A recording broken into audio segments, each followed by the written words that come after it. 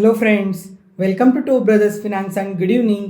ಇವತ್ತು market updates ಏನಂದರೆ, Sensex 312 points down ಆಗಿ 78,271ನಲ್ಲಿ ಕ್ಲೋಸ್ ಆಗಿದೆ. ನಿಫ್ಟಿ 42 ಪಾಯಿಂಟ್ಸ್ ಡೌನ್ ಆಗಿ 23,698ಅಲ್ಲಿ ಕ್ಲೋಸ್ ಆಗಿದೆ. ಬ್ಯಾಂಕ್ ನಿಫ್ಟಿ 185 ಪಾಯಿಂಟ್ಸ್ ಗೇನ್ ಆಗಿ 50,343ಅಲ್ಲಿ ಕ್ಲೋಸ್ ಆಗಿದೆ. ಫ್ರೆಂಡ್ಸ್, ಇವತ್ತು ಮಾರ್ಕೆಟ್ ನೋಡಿದ್ರಾ, ಸ್ಲೈಟ್ ನೆಗೆಟಿವಲ್ಲಿ ಕ್ಲೋಸ್ ಆಗಿದೆ. ಲಾರ್ಜ್ ಕ್ಯಾಪ್ಸ್ ಮತ್ತು ಮಿಡ್ ಕ್ಯಾಪ್ಸ್ಗಿನ್ನ ಇವತ್ತು ಸ್ಮಾಲ್ ಕ್ಯಾಪ್ಸ್ ಬೆಟರಾಗಿ ಪರ್ಫಾರ್ಮ್ ಮಾಡಿದೆ.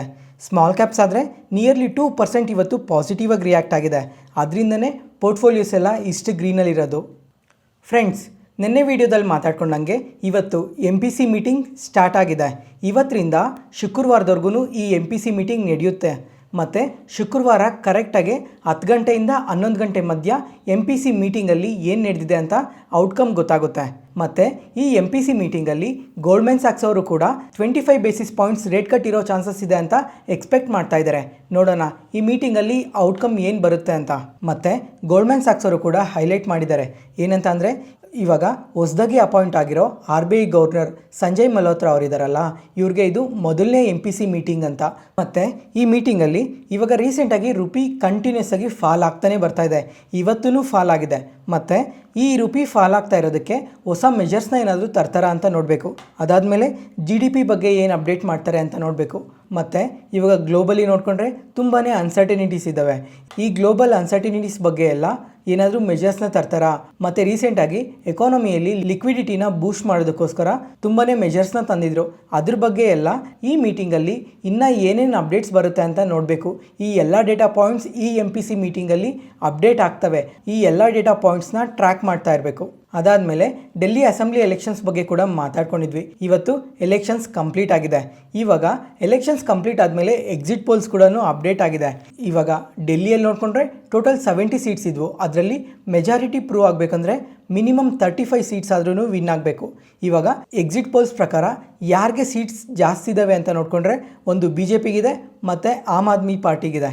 ನೋಡೋಣ ಎಕ್ಸಿಟ್ ಪೋಲ್ಸ್ ಈ ಥರ ಅಪ್ಡೇಟ್ ಆಗಿದಾವಲ್ಲ, ರಿಸಲ್ಟ್ಸ್ ಶನಿವಾರ ಯಾವ ಥರ ಅಪ್ಡೇಟ್ ಆಗುತ್ತೆ ಅಂತ. ಅದಾದಮೇಲೆ ನಿನ್ನೆ ವಿಡಿಯೋದಲ್ಲೇ ನಮ್ಮ ಪ್ರೈಮ್ ಮಿನಿಸ್ಟರ್ ಆದ ನರೇಂದ್ರ ಮೋದಿ ಅವರು ನೆಕ್ಸ್ಟ್ ವೀಕಲ್ಲಿ ಅಮೇರಿಕಾಗೆ ಹೋಗ್ತಾರೆ ಡೊನಾಲ್ಡ್ ಟ್ರಂಪ್ ಅವ್ರನ್ನ ಮೀಟ್ ಮಾಡೋದಕ್ಕೆ ಅಂತ ನಿನ್ನೆ ವಿಡಿಯೋದಲ್ಲೇ ಮಾತಾಡ್ಕೊಂಡಿದ್ವಿ. ಮತ್ತು ಇವತ್ತಾದರೆ ಇನ್ನೊಂದು ಅಪ್ಡೇಟ್ ಬಂದಿದೆ. ಏನಂತ ಅಂದರೆ, ಇವಾಗ ಅಮೇರಿಕಾಗೆ ಹೋದ್ಮೇಲೆ ಬರೀ ಡೊನಾಲ್ಡ್ ಟ್ರಂಪ್ ಅವ್ರನ್ನ ಮಾತ್ರನೇ ಅಲ್ಲ, ಎಲಾನ್ ಮಸ್ಕ್ ಅವ್ರನ್ನ ಕೂಡ ಮೀಟ್ ಆಗ್ತಾ ಇದ್ದಾರೆ ಅಂತ ಅಪ್ಡೇಟ್ಸ್ ಬಂದಿದ್ದಾವೆ. ನೋಡಬೇಕು ಇವಾಗ ಎಲಾನ್ ಮಸ್ಕ್ ಅವ್ರು ಏನಾದರೂ ಮೀಟ್ ಆದರೆ ಈ ಸ್ಟಾರ್ಲಿಂಗ್ ಬಗ್ಗೆ ಮತ್ತು ಟೆಸ್ಲಾ ಇಂಡಿಯಾಗೆ ಬರೋದ್ರ ಬಗ್ಗೆ ಏನಾದರೂ ಮಾತಾಡ್ತಾರಾ ಅಂತ ನೋಡಬೇಕು. ನೆಕ್ಸ್ಟ್ ಅದಾದಮೇಲೆ FIDI ಡೇಟಾ ನೋಡಿಕೊಂಡ್ರೆ ಕ್ಯಾಶ್ ಮಾರ್ಕೆಟಲ್ಲಿ FIS ನಿನ್ನೆ ಆದರೆ 800 ಕೋಟಿ ಬೈ ಮಾಡಿದರು. ಆದರೆ ಇವತ್ತು ಸೆಲ್ ಸೈಡಲ್ಲೇ ಇದ್ದಾರೆ. 1600 ಕೋಟಿ ಇವತ್ತು ಸೆಲ್ ಮಾಡಿದ್ದಾರೆ. ಯಾವುದೇ ಪಾಯಿಂಟಲ್ಲಿ ನಾನು ಹೇಳೋ ಇನ್ಫಾರ್ಮೇಷನ್ ನಿಮಗೆ ಯೂಸ್ಫುಲ್ ಅನಿಸಿದ್ರೆ ಈ ವಿಡಿಯೋನ ಲೈಕ್ ಮಾಡಿ. ಮತ್ತು ನಿಮ್ಮ ಫ್ರೆಂಡ್ಸಲ್ಲಿ ಯಾರಿಗಾದ್ರೂ ಸ್ಟಾಕ್ ಮಾರ್ಕೆಟ್ ಬಗ್ಗೆ ಇಂಟ್ರೆಸ್ಟ್ ಇರೋರಿಗೆ ಈ ವಿಡಿಯೋಸ್ನ ಶೇರ್ ಮಾಡಿ, ಅವ್ರಿಗೂ ತುಂಬ ಉಪಯೋಗ ಆಗುತ್ತೆ.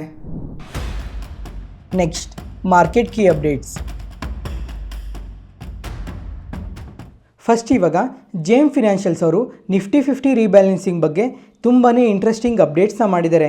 ಇವರೇನು ಹೇಳ್ತಾ ಇದ್ದಾರೆ ಅಂತಂದರೆ, ನೆಕ್ಸ್ಟ್ ಮಂತ್ ನಡೆಯೋ ನಿಫ್ಟಿ 50 ರೀಬ್ಯಾಲೆನ್ಸಿಂಗಲ್ಲಿ 2 ಕಂಪನೀಸ್ ನಿಫ್ಟಿ 50ಗೆ ಆ್ಯಡ್ ಆಗೋ ಚಾನ್ಸಸ್ ಇದೆ ಅಂತ ಅಪ್ಡೇಟ್ ಮಾಡಿದ್ದಾರೆ.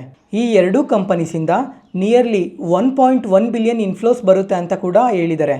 ಮತ್ತು ಯಾವುದು ಈ 2 ಕಂಪನೀಸ್ ಅಂತ ನೋಡಿಕೊಂಡ್ರೆ, ಮೊದಲನೇದಾಗಿ ಝೊಮ್ಯಾಟೊ ಕಂಪನಿ, ಅದಾದಮೇಲೆ ಜಿಯೋ ಫಿನಾನ್ಷಿಯಲ್ ಸರ್ವಿಸ್. ಈ 2 ಕಂಪನೀಸ್ ನೆಕ್ಸ್ಟ್ ರೀಬ್ಯಾಲೆನ್ಸಿಂಗಲ್ಲಿ ನಿಫ್ಟಿ 50ಗೆ ಆ್ಯಡ್ ಆಗೋ ಚಾನ್ಸಸ್ ಇದೆ ಅಂತ ಹೇಳಿದ್ದಾರೆ. ಮತ್ತು ಈ 2 ಕಂಪನೀಸ್ ಆ್ಯಡ್ ಆದರೆ ಇನ್ನೂ 2 ಕಂಪನೀಸ್ ನಿಫ್ಟಿ 50ಇಂದ ಹೊರಗಡೆ ಹೋಗಬೇಕಾಗಿರುತ್ತೆ. ಆ 2 ಕಂಪನೀಸ್ ಯಾವುದು ಅಂತ ನೋಡಿಕೊಂಡ್ರೆ, ಒಂದು ಬ್ರಿಟಾನಿಯಾ ಇಂಡಸ್ಟ್ರೀಸ್, ಅದಾದಮೇಲೆ ಭಾರತ್ ಪೆಟ್ರೋಲಿಯಂ. ಈ 2 ಕಂಪನೀಸ್ ನಿಫ್ಟಿ 50ಇಂದ ಹೊರಗಡೆ ಹೋಗೋ ಚಾನ್ಸಸ್ ಕೂಡ ಜಾಸ್ತಿ ಇದೆ ಅಂತ ಅಪ್ಡೇಟ್ ಮಾಡಿದ್ದಾರೆ. ಇವಾಗ ಈ ಕಂಪನೀಸ್ ಏನಾದರೂ ಹೊರಗಡೆ ಹೋದರೆ 500 ಮಿಲಿಯನ್ ಔಟ್ಫ್ಲೋಸ್ ಕೂಡ ಹೋಗುತ್ತೆ. ಇವಾಗ ಈ ನಿಫ್ಟಿ ರೀಬ್ಯಾಲೆನ್ಸಿಂಗ್ ಬಗ್ಗೆ ಮುಂಚೆಯಿಂದನೂ ಕೂಡ ಮಾತಾಡ್ಕೊತಾ ಬರ್ತಿದ್ವಿ. ಅದಾದಮೇಲೆ FNOಗೆ ಕೂಡ ಆ್ಯಡ್ ಆಗೋ ಚಾನ್ಸಸ್ ತುಂಬಾ ಜಾಸ್ತಿ ಇರುತ್ತೆ. ಆವಾಗ ಈ ಕಂಪನೀಸ್ ಒಳಗಡೆ ಇನ್ನೂ ತುಂಬಾ ಅಡಿಷ್ನಲ್ ಇನ್ಫ್ಲೋಸ್ ಕೂಡ ಬರೋ ಚಾನ್ಸಸ್ ಜಾಸ್ತಿ ಇರುತ್ತೆ.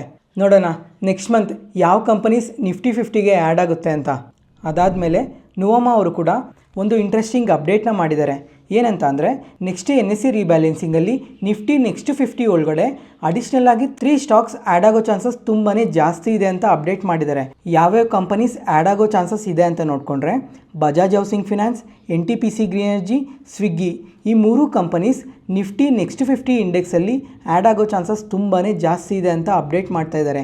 ಈ 3 ಕಂಪನೀಸ್ ಆ್ಯಡ್ ಆಗೋದ್ರಿಂದ ಅಡಿಷ್ನಲ್ ಆಗಿ $9 ಮಿಲಿಯನ್ ಇನ್ಫ್ಲೋಸ್ ಬರೋ ಚಾನ್ಸಸ್ ಕೂಡ ಇದೆ ಅಂತ ಅಪ್ಡೇಟ್ ಮಾಡಿದ್ದಾರೆ. ನೋಡೋಣ ನೆಕ್ಸ್ಟ್ ರೀಬ್ಯಾಲೆನ್ಸಿಂಗಲ್ಲಿ ಈ ಕಂಪನೀಸ್ ಎಲ್ಲ ಆ್ಯಡ್ ಆಗ್ತಾವ ಇಲ್ವಾ ಅಂತ. ಈ ಕಂಪನೀಸ್ ಎಲ್ಲ ರೀಸೆಂಟಾಗಿ IPOಗೆ ಬಂದಿರೋ ಒಳ್ಳೆ ಲಿಸ್ಟಿಂಗ್ ಗೇನ್ಸ್ ಕೊಟ್ಟಿರೋ ಕಂಪನೀಸೇ. ಅದ್ರ ಜೊತೆಗೆ ಈ ಕಂಪನಿ ಬಿಸ್ನೆಸಸ್ ನೋಡಿಕೊಂಡ್ರೆ ತುಂಬಾ ಚೆನ್ನಾಗಿರೋ ಬಿಸ್ನೆಸ್, ಮತ್ತು ಇವರು ರೀಸೆಂಟ್ ಟೈಮಲ್ಲಿ ತುಂಬಾ ಚೆನ್ನಾಗಿ ಗ್ರೋ ಆಗ್ತಿರೋ ಬಿಸ್ನೆಸ್ ಇವೆಲ್ಲ. ಅದಕ್ಕೋಸ್ಕರ ನೆಕ್ಸ್ಟ್ ರೀಬ್ಯಾಲೆನ್ಸಿಂಗಲ್ಲಿ ಏನಾದರೂ ಈ 3 ಸ್ಟಾಕ್ಸ್ ಏನಾದರೂ ಆ್ಯಡ್ ಆದರೆ ಕಮಿಂಗ್ ಟೈಮಲ್ಲಿ ಇನ್ನೂ ಒಳ್ಳೆ ಗ್ರೋತ್ನ ಎಕ್ಸ್ಪೆಕ್ಟ್ ಮಾಡ್ಬೋದು ಈ ಕಂಪನೀಸಿಂದ. ಅದಾದಮೇಲೆ ಈ ಕ್ಯಾಪಿಟಲ್ ಮಾರ್ಕೆಟ್ ರಿಲೇಟೆಡ್ ಕಂಪನೀಸ್ ನೋಡಿದ್ರೆ ಇವತ್ತು ತುಂಬಾ ಪಾಸಿಟಿವ್ ಆಗಿ ರಿಯಾಕ್ಟ್ ಆಗಿದ್ದಾವೆ. ಯಾವ್ಯಾವ ಕಂಪನೀಸ್ ಅಂತ ನೋಡಿಕೊಂಡ್ರೆ ಮೋತಿಲಾಲ್ ಓಸ್ವಾಲ್ ಫಿನಾನ್ಷಿಯಲ್ ಸರ್ವಿಸಸ್ ಆಗಲಿ, KFin ಟೆಕ್ನಾಲಜೀಸ್ ಆಗಲಿ, CAMS, CDSL, Angel One, Nuvama wealth management ಈ ಥರ ತುಂಬಾ ಕ್ಯಾಪಿಟಲ್ ಮಾರ್ಕೆಟ್ ರಿಲೇಟೆಡ್ ಸ್ಟಾಕ್ಸ್ ಎಲ್ಲ ಇವತ್ತು ತುಂಬಾ ಪಾಸಿಟಿವ್ ಆಗಿ ರಿಯಾಕ್ಟ್ ಆಗಿದ್ದಾವೆ. ಯಾಕಂದರೆ ಇವತ್ತು ಹೆವಿ ವಾಲ್ಯೂಮ್ ಬೈಯಿಂಗ್ ನಡೆದಿದೆ, ಅದರಿಂದನೇ ಈ ಸ್ಟಾಕ್ಸ್ ಇಷ್ಟು ಪಾಸಿಟಿವ್ ಆಗಿ ರಿಯಾಕ್ಟ್ ಆಗಿರೋದು. ಮತ್ತು ರೀಸೆಂಟ್ ಕರೆಕ್ಷನ್ಸಲ್ಲಿ ಈ ಎಲ್ಲ ಕಂಪನೀಸ್ ತುಂಬಾ ಕರೆಕ್ಟ್ ಆದವು. ಆಲ್ ಟೈಮ್ ಐಸಿಂದ ನೋಡಿಕೊಂಡ್ರೆ ಎಬೋವ್ 30 to 40% ಈ ಕಂಪನೀಸ್ ಕರೆಕ್ಟ್ ಆಗಿದ್ದಾವೆ. ಇವತ್ತು ಇಷ್ಟು ಪಾಸಿಟಿವ್ ಆಗಿ ರಿಯಾಕ್ಟ್ ಆಗೋದಕ್ಕೆ ರೀಸನ್ ಏನು ಅಂತ ಅಂದರೆ ಇವಾಗ ಹಿಂದಿನ ವಾರ ನಡೆದಿರೋ ಬಜೆಟಲ್ಲಿ ಟ್ಯಾಕ್ಸಸ್ ರಿಲೇಟೆಡ್ ಆಗಿ ತುಂಬಾ ಚೇಂಜಸ್ನ ತಂದಿದ್ದಾರೆ. ಅದರಿಂದ ಜನಗಳ ಹತ್ರ ಇನ್ನೂ ಸ್ವಲ್ಪ ಚೆನ್ನಾಗಿ ದುಡ್ಡು ಮಿಗುಲ್ಕೊಂತಿದೆ. ಇವಾಗ ಎಕ್ಸಾಂಪಲ್, ಇವಾಗ ನನ್ನ ಹತ್ರ ಏನಾದರೂ ದುಡ್ಡು ಮಿಗಿಲಿದ್ರೆ ನಾನೇನು ಮಾಡ್ತೀನಿ ಹೇಳಿ?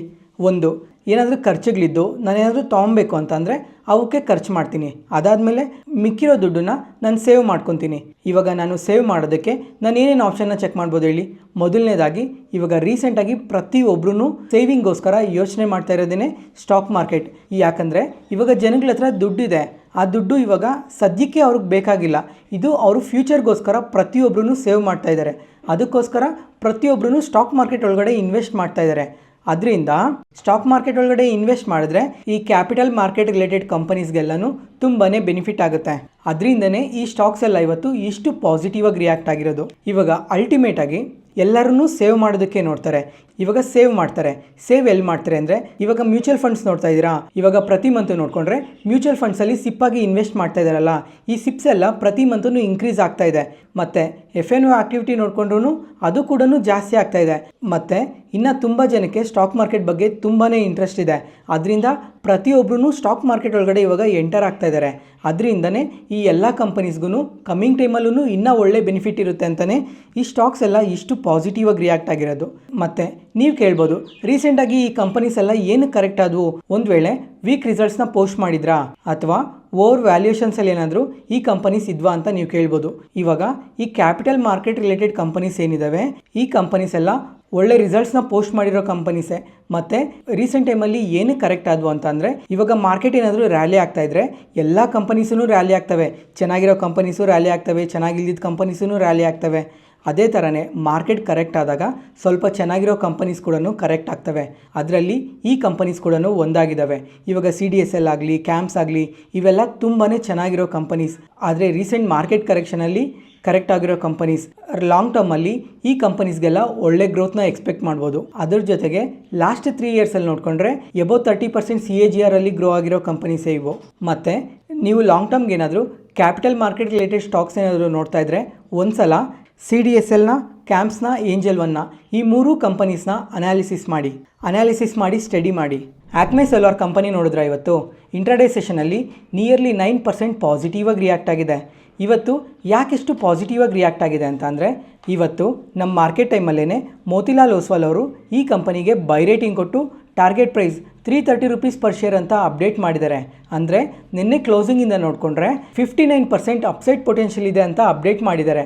ಅದರಿಂದನೇ ಈ ಸ್ಟಾಕ್ ಇವತ್ತು ಇಷ್ಟು ಪಾಸಿಟಿವ್ ಆಗಿ ರಿಯಾಕ್ಟ್ ಆಗಿರೋದು. ಇವರು ಈ ಥರ ಬೈ ರೇಟಿಂಗ್ ಕೊಟ್ಟಿರೋದಕ್ಕೆ ರೀಸನ್ ಏನು ಅಂತ ನೋಡಿಕೊಂಡ್ರೆ ಮೇಯ್ನಾಗಿ ವ್ಯಾಲ್ಯೂಯೇಷನ್ ಕನ್ಸರ್ನ್. ಪಿಯರ್ ಕಂಪನೀಸ್ಗೆ ಕಂಪೇರ್ ಮಾಡ್ಕೊಂಡಾಗ ಇವರು ಇನ್ನೂ ಅಟ್ರಾಕ್ಟಿವ್ ವ್ಯಾಲ್ಯೂಯೇಷನ್ಸಲ್ಲೇ ಟ್ರೇಡ್ ಆಗ್ತಾ ಇದ್ದಾರೆ ಅಂತ ಹೇಳ್ತಾ ಇದ್ದಾರೆ. ಈ ರೀಸನಿಂದನೇ ಈ ಸ್ಟಾಕ್ ಇವತ್ತು ಇಷ್ಟು ಪಾಸಿಟಿವ್ ಆಗಿ ರಿಯಾಕ್ಟ್ ಆಗಿರೋದು.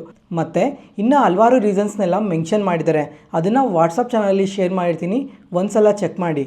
ನೆಕ್ಸ್ಟ್ JTL ಇಂಡಸ್ಟ್ರೀಸ್ ಈ ಕಂಪನಿ ಬಗ್ಗೆ ಒಂದು ಇಂಟ್ರೆಸ್ಟಿಂಗ್ ಅಪ್ಡೇಟ್ ಇದೆ. ಏನಂತ ಅಂದರೆ ಪ್ರೈಮ್ ಮಿನಿಸ್ಟರ್ ಆದ ನರೇಂದ್ರ ಮೋದಿ ಅವರು 2019 ಜಲ್ ಜೀವನ್ ಮಿಷನ್ನ ಲಾಂಚ್ ಮಾಡಿದ್ರು. ಇದರ ಅಂಡರಲ್ಲಿ JTL ಇಂಡಸ್ಟ್ರಿ ಅವ್ರಿಗೆ ಒಂದು ಆರ್ಡರ್ ಬಂದಿದೆ 3000 ಮೆಟ್ರಿಕ್ ಟನ್ GI ಪೈಪ್ಗೋಸ್ಕರ. ಈ ಆರ್ಡರ್ ಟೋಟಲ್ ವರ್ತ್ ಬಂದು 24 crores ಅಂತ ಹೇಳಿದ್ದಾರೆ. ಮತ್ತು ನೆಕ್ಸ್ಟ್ 30 ಡೇಸಲ್ಲಿ ಈ GI ಪೈಪ್ಸ್ನ ಸಪ್ಲೈ ಮಾಡಬೇಕು ಅಂತ ಕೂಡ ಮೆನ್ಷನ್ ಮಾಡಿದ್ದಾರೆ. ಮತ್ತು ಇವಾಗ ಈ ಜಲ್ ಜೀವನ್ ಮಿಷನ್ ಏನಿದೆ ಇದನ್ನು 2028ವರೆಗೂ ಎಕ್ಸ್ಟೆಂಡ್ ಮಾಡಿದ್ದಾರೆ ಅಂತ ಕೂಡ ಅಪ್ಡೇಟ್ ಮಾಡಿದ್ದಾರೆ. ಅದರಿಂದ ನೋಡೋಣ ಕಮ್ಮಿಂಗ್ ಟೈಮಲ್ಲಿ ಈ ಜಲ್ ಜೀವನ್ ಮಿಷನ್ ಅಂಡರಲ್ಲಿ ಇನ್ನು ಯಾವ್ಯಾವ ಪ್ರಾಜೆಕ್ಟ್ಸ್ ಈ ಕಂಪನಿಗೆ ಬರುತ್ತೆ ಅಂತ. ನೆಕ್ಸ್ಟ್ ಇನ್ಫೋ ಎಡ್ಜ್ ಈ ಕಂಪನಿ ಇವತ್ತು ಕ್ವಾರ್ಟರ್ಲಿ ರಿಸಲ್ಟ್ಸ್ನ ಪೋಸ್ಟ್ ಮಾಡಿದ್ದಾರೆ. ಇವ್ರ ರಿಸಲ್ಟ್ಸ್ ನೋಡಿಕೊಂಡ್ರೆ ಇಯರ್ ಆನ್ ಇಯರಲ್ಲಿ ರೆವೆನ್ಯೂಸ್ ಆದರೆ 15% ಇನ್ಕ್ರೀಸ್ ಆಗಿದೆ ಮತ್ತು ಪ್ರಾಫಿಟ್ಸ್ ಆದರೆ 134% ಇನ್ಕ್ರೀಸ್ ಆಗಿದೆ. ಮತ್ತು ಈ ಕಂಪನಿ ರಿಸಲ್ಟ್ಸ್ ಅನೌನ್ಸ್ ಮಾಡೋದಕ್ಕೂ ಮುಂಚೆನೇ ಇವರು 1:5 ರೇಷಿಯೋದಲ್ಲಿ ಸ್ಟಾಕ್ ಸ್ಪ್ಲಿಟ್ ಸಹ ಅನೌನ್ಸ್ ಮಾಡಿದ್ದಾರೆ. ಆದರೆ ಈ ಸ್ಟಾಕ್ ಸ್ಪ್ಲಿಟ್ಗೆ ಇನ್ನೂ ಡೇಟ್ನ ಅನೌನ್ಸ್ ಮಾಡಿಲ್ಲ. ಡೇಟ್ ಅನೌನ್ಸ್ ಮಾಡ್ತಿದ್ದಂಗೆ ಮತ್ತೆ ಅಪ್ಡೇಟ್ ಮಾಡ್ತೀನಿ. ಮತ್ತು ಇವತ್ತು ಈ ಕಂಪನಿ ಶೇರ್ ಪ್ರೈಸ್ ನೋಡಿಕೊಂಡ್ರೆ ನಿಯರ್ಲಿ 3% ಪಾಸಿಟಿವ್ ಆಗಿ ರಿಯಾಕ್ಟ್ ಆಗಿದೆ. ಇವರು ಫಸ್ಟ್ ಟೈಮ್ ಸ್ಟಾಕ್ ಸ್ಪ್ಲಿಟ್ನ ಅನೌನ್ಸ್ ಮಾಡಿರೋದು, ಅದರಿಂದನೇ ಕಂಪನಿ ಶೇರ್ ಪ್ರೈಸ್ ತುಂಬಾ ಪಾಸಿಟಿವ್ ಆಗಿ ರಿಯಾಕ್ಟ್ ಆಗಿರೋದು. ನೆಕ್ಸ್ಟ್ ಅದಾದಮೇಲೆ ಟಾಟಾ ಮೋಟರ್ಸ್ ಸ್ಟಾಕ್ ಸ್ಪ್ಲಿಟ್ ಬಗ್ಗೆ ಮತ್ತು ಡಿಮರ್ಜರ್ ಬಗ್ಗೆ ಆ ಕಂಪನಿ CFO ಅವರು ಅಪ್ಡೇಟ್ ಮಾಡಿದ್ದಾರೆ. ಇವಾಗ ಮುಂಚೆಯಿಂದನೂ ಎಲ್ಲರಿಗೂ ಗೊತ್ತಿರೋ ಹಾಗೆ ಈ ಟಾಟಾ ಮೋಟರ್ಸ್ ಕಂಪನಿ ಏನಿದೆ ಇವರು ಪ್ಯಾಸೆಂಜರ್ ವೆಹಿಕಲ್ ಸೆಗ್ಮೆಂಟ್ ಮತ್ತು ಕಮರ್ಷಿಯಲ್ ವೆಹಿಕಲ್ ಸೆಗ್ಮೆಂಟ್ ಡಿಮರ್ಜರ್ ಬಗ್ಗೆ ಲಾಸ್ಟ್ 6 ಮಂತ್ಸಿಂದನೂ ಮಲ್ಟಿಪಲ್ ಅಪ್ಡೇಟ್ಸ್ನ ನೋಡ್ತಾನೇ ಇದ್ವಿ. ಮತ್ತು ಇವಾಗ CFO ಅವ್ರು ಏನು ಹೇಳ್ತಾ ಇದ್ದಾರೆ ಅಂದರೆ ಈ ಡಿಮರ್ಜರ್ ಬಗ್ಗೆ ಜುಲೈ ಮಂತ್ಗೆಲ್ಲ ಅಪ್ಡೇಟ್ ಮಾಡ್ತೀವಿ ಅಂತ ಹೇಳಿದ್ದಾರೆ. ಇದು ಯಾವ ರೇಷಿಯೋದಲ್ಲಿ ಕೂಡ ಸ್ಪ್ಲಿಟ್ ಆಗಬೇಕು ಅಂತ ಕೂಡ ಅಪ್ಡೇಟ್ ಮಾಡ್ತೀವಿ ಅಂತ ಹೇಳೋರೆ. ನೋಡೋಣ ಇನ್ನು ಯಾವಾಗ ಈ ಡಿಮರ್ಜರ್ ಬಗ್ಗೆ ಸ್ಟಾಕ್ ಸ್ಪ್ಲಿಟ್ ಬಗ್ಗೆ ಎಲ್ಲ ಅಪ್ಡೇಟ್ಸ್ ಬರುತ್ತೆ ಅಂತ. ನೆಕ್ಸ್ಟ್ JSW ಎನರ್ಜೀಸ್ ಈ ಕಂಪನಿ ಇವತ್ತು ಇಂಟರ್ಡೇ ಸೆಷನಲ್ಲಿ ನಿಯರ್ಲಿ 6% ಪಾಸಿಟಿವ್ ಆಗಿ ರಿಯಾಕ್ಟ್ ಆಗಿದೆ. ಯಾಕಂದರೆ ಇವತ್ತು ನಮ್ಮ ಮಾರ್ಕೆಟ್ ಟೈಮಲ್ಲಿ ವೆಸ್ಟ್ ಬೆಂಗಾಲ್ ಎಲೆಕ್ಟ್ರಿಸಿಟಿ ಬೋರ್ಡಿಂದ 1600 ಮೆಗಾವಾಟ್ಸ್ ಗ್ರೀನ್ ಫೀಲ್ಡ್ ಪ್ರಾಜೆಕ್ಟ್ನ ಡೆವಲಪ್ಮೆಂಟ್ಗೋಸ್ಕರ ಈ ಆರ್ಡರ್ ಬಂದಿದೆ. ಅದರಿಂದನೇ ಈ ಸ್ಟಾಕ್ ಇವತ್ತು ಇಷ್ಟು ಪಾಸಿಟಿವ್ ಆಗಿ ರಿಯಾಕ್ಟ್ ಆಗಿರೋದು. ಇವತ್ತಿಗೆ ಅಪ್ಡೇಟ್ಸ್ ಮುಗೀತು. ಈ ವಿಡಿಯೋ ಇಷ್ಟ ಆದರೆ ಲೈಕ್ ಮಾಡಿ, ಶೇರ್ ಮಾಡಿ, ಸಬ್ಸ್ಕ್ರೈಬ್ ಆಗಿ. ಮತ್ತೆ ನಾಳೆ ಹೊಸ ಸ್ಟಾಕ್ ಮಾರ್ಕೆಟ್ ನ್ಯೂಸ್ ಅನಾಲಿಸಿಸ್ ವಿಡಿಯೋಲಿ ಸಿಗೋಣ. ನಾನು ಹೇಳಿದ ಇನ್ಫಾರ್ಮೇಷನಲ್ಲಿ ಯಾವುದೇ ಥರ ಡೌಟ್ ಇದ್ದರೂ ಕಮೆಂಟ್ ಸೆಷನಲ್ಲಿ ಕಮೆಂಟ್ ಮಾಡಿ. ಪ್ರತಿಯೊಂದು ಕಮೆಂಟ್ಗೂ ರಿಪ್ಲೈ ಕೊಡ್ತೀನಿ. Thank you.